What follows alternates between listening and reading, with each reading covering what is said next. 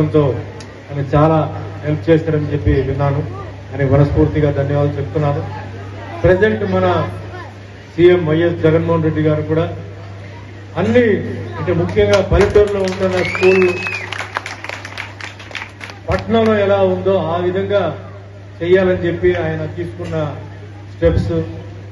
అదే మాదిరిగా ఒకప్పుడు టాయిలెట్స్ అంటే చాలా ఇబ్బందిగా ఉండేది. ఇందాక బ్రదర్ కూడా చెప్పారు. నేను కూడా చాలా చోట్ల రాజమండ్రి సైడ్ అంతా ఎక్కినప్పుడు చూస్తున్నాను. చాలా అద్భుతంగా టాయిలెట్స్ కట్టించడం, స్కూల్ క్లాస్ రూమ్స్ ని చాలా బాగా అంటే చదివేలాగా వాళ్ళకి చేయడం నిజంగా చాలా గొప్ప విషయం. సో ఆయన్ని కూడా మనం మర్చిపోకూడదు. ఎందుకంటే చాలా మంది తర్వాత ముఖ్యమంత్రులు వచ్చారు కానీ ఈ విషయంలో ఎవరు పెద్దగా శ్రమ తీసుకోలేదు. జగన్మోహన్ రెడ్డి గారే తీసుకున్నారు. కాబట్టి ఇప్పుడు వస్తున్న ఎన్నికల్లో చాలా మంది నన్ను అడుగుతుంటారు, సార్ మీరు ఎవరిని సపోర్ట్ చేస్తారు, మీరు ఇది అన్ని పాత్రిక వాళ్ళు అడిగే ప్రశ్న ఇది. నేను ఒకటే చెప్తున్నానండి, జీవితంలో మీకు ఎవరు సాయం చేశారు, ఎవరు మీతో పాటు ఉన్నారు, మతానికి కులానికి సంబంధం లేకుండా అర్ధరాత్రి మీరు తలుపు కొట్టినా వాళ్ళు మీ దగ్గరకు వచ్చి ఏం కావాలి, పోలీస్ స్టేషన్, హాస్పిటల్ అని ఎవరు మీతో పాటు ఉంటున్నారు, అది మగవాడు ఉండొచ్చు, పురుషులు ఉండొచ్చు, మహిళలు ఉండొచ్చు, వాళ్ళు మటుకు మీరు మర్చిపోవాలి. మీకు పార్టీతో సంబంధం లేదు. ఎందుకంటే ఇక్కడ ఉంటున్న ఈ వాతావరణంలో ఉంటున్న వాళ్ళకి ఏంటంటే అలాంటి మనిషియే మీకు సీఎం. ఆయన కలుసుకుంటారు, ఆయన మాట్లాడుకుంటారు ఎమ్మెల్యేతో, ఎంపీతో. ఆయన ఏం చెప్తారో అదే మీరు చేయండి. కానీ వెంటనే మీకు సపోర్ట్ చేయాలంటే మీకు అలాంటి మనుషులు కావాలి. అలాంటి మనుషులు ఎవరైతే ఉన్నారో వాళ్ళు మర్చిపోరు. చాలా మంది చాలా విషయాలు చెప్తారు. ఇప్పుడు మీరందరూ చదువుకున్న వాళ్లే. ఒకప్పుడు చదువు లేకుండా అమాయకులు ఏమి కాదు.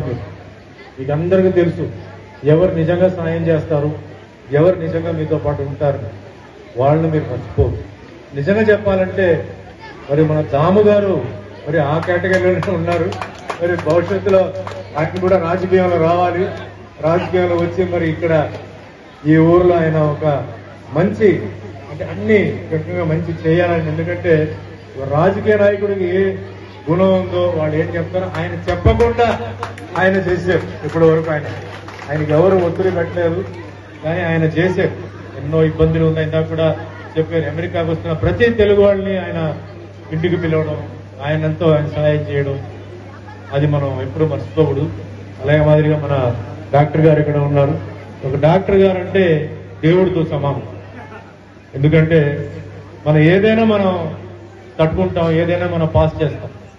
మనం ఆరోగ్యానికి ఇబ్బంది వచ్చినప్పుడు, ప్రాణం సీరియస్ గా ఉన్నప్పుడు మన డాక్టర్ని మనం చేయబెట్టుకొని, అయ్యా మమ్మల్ని కాపాడి, మీరే మాకు దేవుడు అని చెప్పి ఈ దేవుడు అన్న వార్తని ఆయనతోనే అక్కడే మనం వాడతాం, వేరెక్కడికి మనం వాడం. మనకు తెలియకుండానే మనకేంటంటే ఎందుకంటే ఆ దేవుడు అనేది అక్కడ కనిపిస్తుంటుంది. అలాగే డాక్టర్ గారు కూడా ధన్యవాదాలు మీ సర్వీస్కి. ఇలాగే మీ సర్వీస్ కూడా బాగా అందరికీ ఉండాలండి. అండ్ మా మిత్రుడు బట్ ఇందాక మిమిక్రీ చేశారు శివారెడ్డి, భగవంతుడు ఆశీర్వాదం తప్పనిసరి ఆయన మీద ఉంది.